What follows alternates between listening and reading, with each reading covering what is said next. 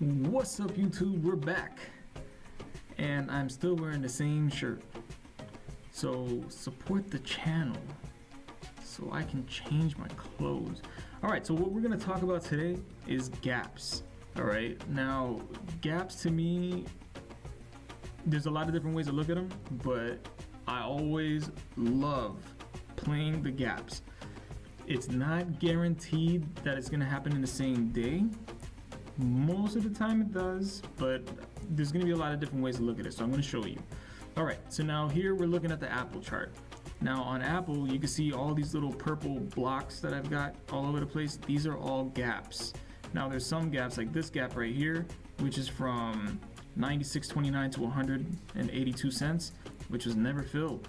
And that's okay, it doesn't have to be filled. And then you've got other gaps up here.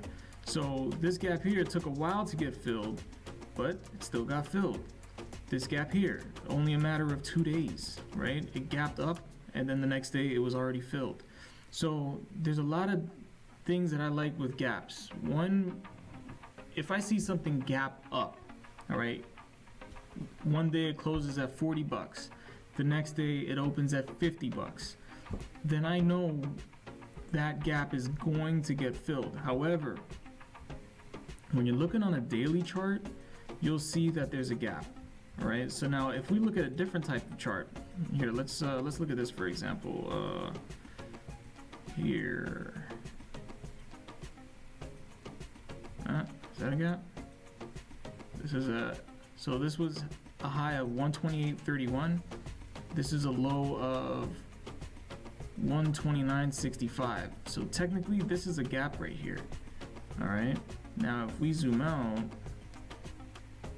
that's about 20 days back. So let's go back about 20 days, even though it's not 20 days, more like 10 days. But you'll see here, on an hourly chart, there's nothing in here. That is great. When you see something gap down on an hourly chart, or a minute chart, or a 5-minute chart, that will get filled because there's no price action going on during that time. But if you see something that's like on a daily chart, there's a gap, but then you come back to a 20 day chart, or if you come back to a 5-minute chart or a 1-minute chart, and you're gonna see that there is no gap, then no, that does not have to get filled because there is price movement within that time frame. Gaps will only get filled if there is no price action. Okay, if there is price action in there, it doesn't have to get filled, but it can. I mean, obviously stocks are unpredictable, but the best thing to do is learn the patterns so you can predict them a little better. All right, so that's really all there is with gaps. Like, gaps are just, it's fun. It's fun because it does give you a chance to see something, and then you know that there is a possibility of something getting filled. But it's just a matter of knowing, is it going to be a weekly, a daily, an hour, a minute? You just got to look at them. Oh, BNGO, look at this. Great example. These gaps right here, there's no gaps. You see a big bar right there. It's cutting right through. You see another bar right there, it's cutting right through. But if you look on the daily chart, 1 year daily, you got these gaps. You got a massive gap right there. You got another gap down here. This gap is probably going to take a much longer time to get filled. It may not even get filled. But this gap all the way up here, this is huge.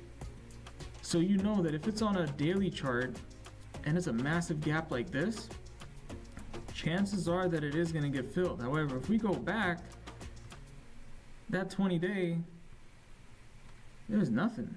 There's no gap right there. There was trading going on, but it was just such a massive run up. So there's other things that you can look at to kind of tell you that, okay, you know what, this is going to come back down. And what is going to be the deciding factor for that would be the SMA lines and the EMA lines.